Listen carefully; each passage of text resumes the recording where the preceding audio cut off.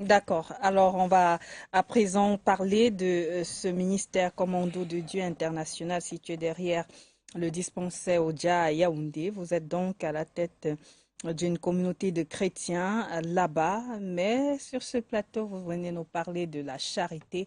Est-ce qu'on doit la pratiquer? Oui. Ça commence d'abord par une décision au-dedans de moi. Mhm. Bien que les blessures émotionnelles, je vais prendre le cas de Joseph. Je Oui. vais d'abord dire au-dedans de moi, j'aime.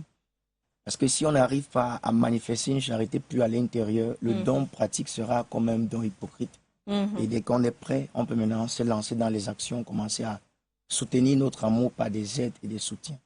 J'ai envie qu'on reste sur ce soutien-là, sur cette pratique de la charité. Vous avez dit, oui, il faut déjà s'aimer soi-même avant aimer le Dieu Tout-Puissant, Oui, s'aimer aimer le Dieu soi-même et Tout-Puissant. ensuite aimer les autres. Mais comment se manifeste cet amour pour les autres au quotidien?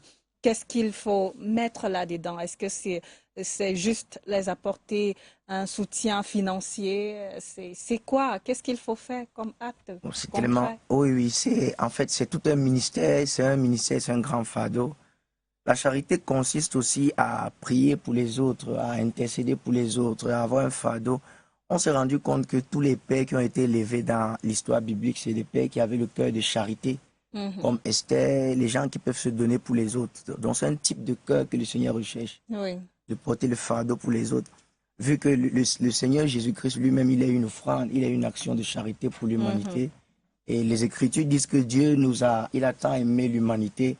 Et il a aimé d'abord verbalement parce que c'était écrit. Ensuite, il a manifesté son amour par la pratique, le sacrifice de Jésus-Christ.